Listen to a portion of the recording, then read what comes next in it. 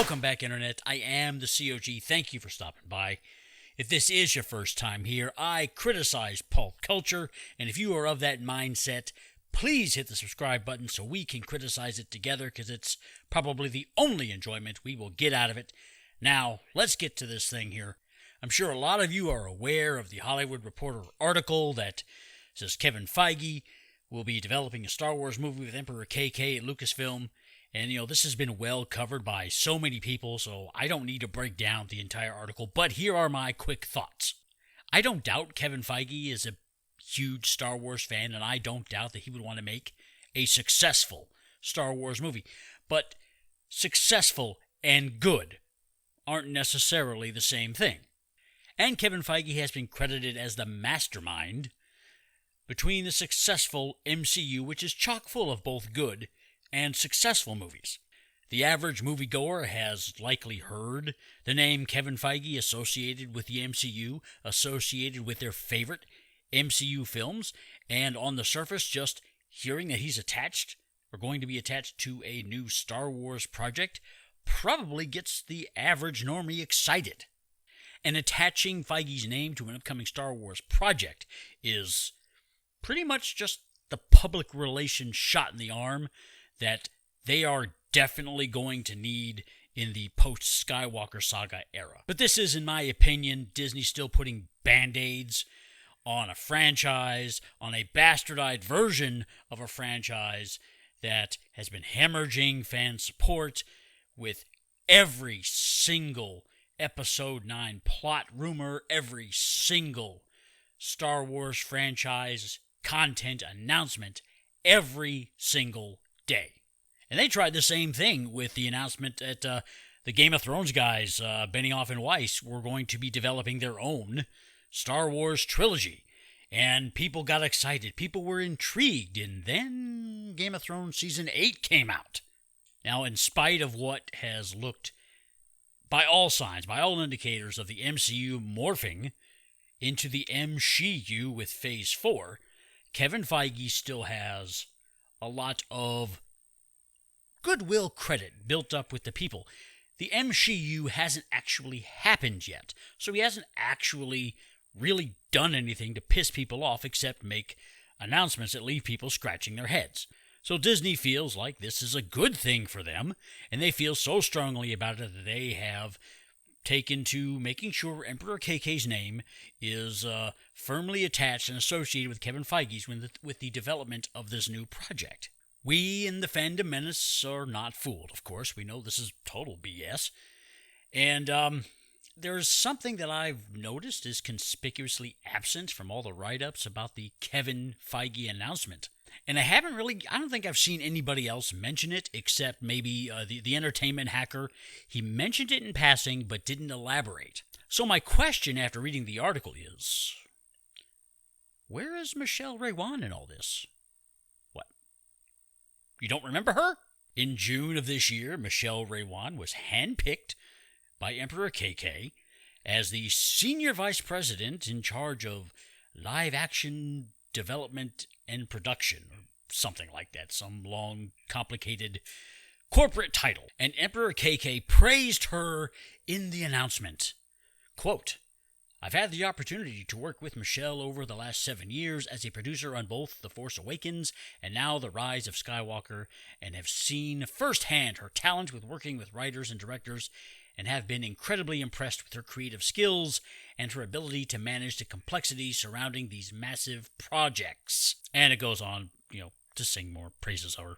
A lot of people questioned the hiring at the time, given Michelle Raywan's lack of production credits.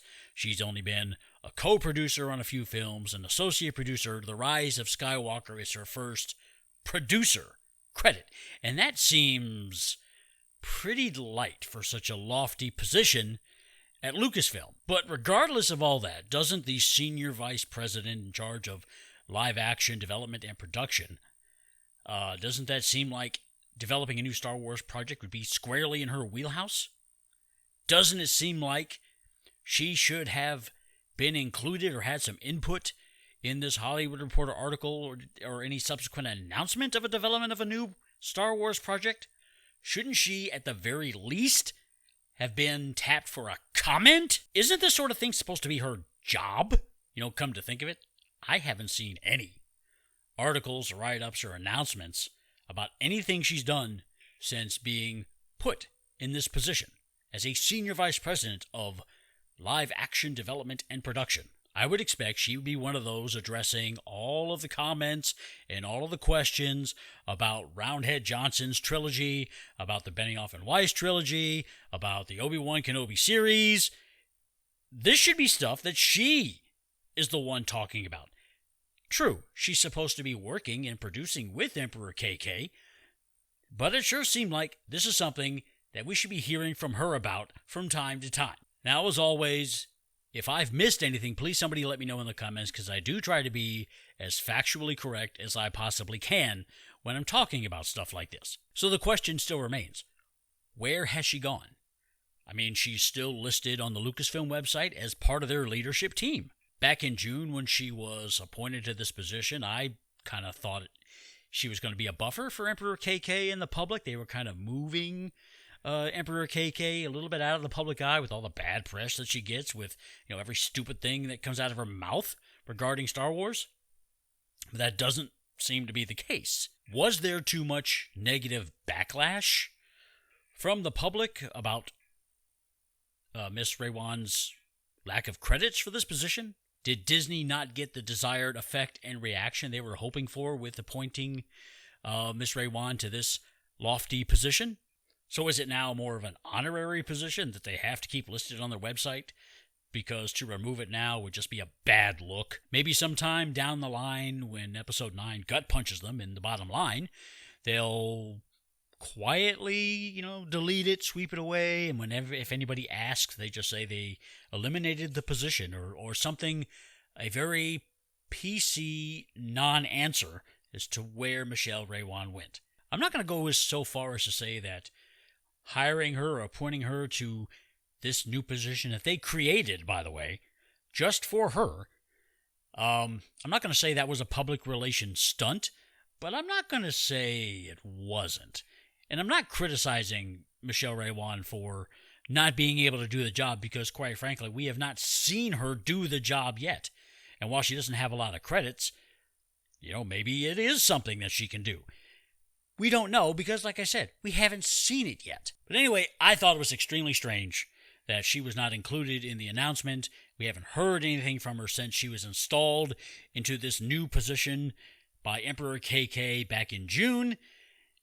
And there have been so many announcements about live action content coming to Disney+. So where is she? Where is Michelle Raywan? Why haven't we heard from her? I don't know. Did you find it strange? Please let me know in a comment below. And if you enjoyed this video, please, please, please remember to hit that like button and share the video as you see fit. I also look forward to reading comments and I try to respond to everything. Thank you for watching. And please, if you like what I do, don't forget that subscribe button. I am the COG, and I am out.